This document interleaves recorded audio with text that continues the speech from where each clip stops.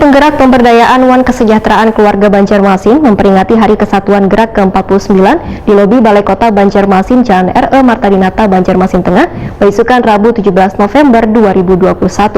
Dalam peringatan ini dilaksanakan pula vaksinasi bagi keluarga perwakilan SKPD lingkup pemerintah Kota Banjarmasin, khususnya bagi lansia wan ibu hamil.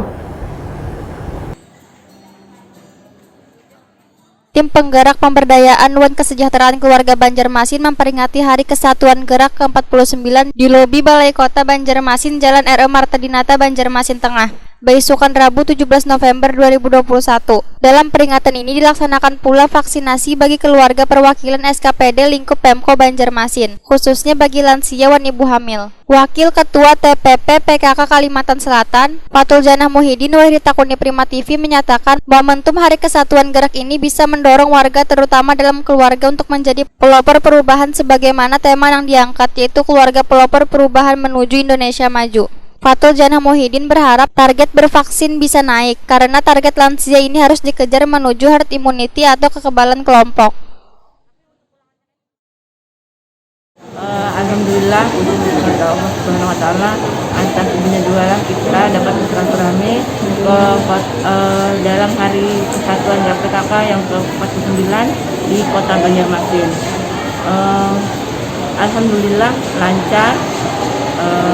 Mudah-mudahan PKK dapat maju terus bersinergi dengan PKK provinsi dan PKK kabupaten kota, khususnya Kota Banjarmasin.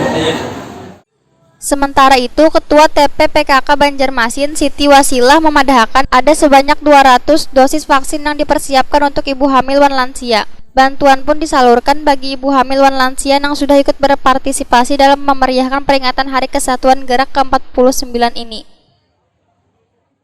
Melaksanakan Hari Kesatuan Gerak PKK, peringatan HKG ya, 49 ini, sekaligus juga dengan mengadakan vaksinasi untuk keluarga, dalam hal ini adalah ibu hamil dan lansia. Nah, target kita hari ini 200 orang, sekaligus memberikan bantuan untuk ibu hamil dan lansia yang bervaksinasi.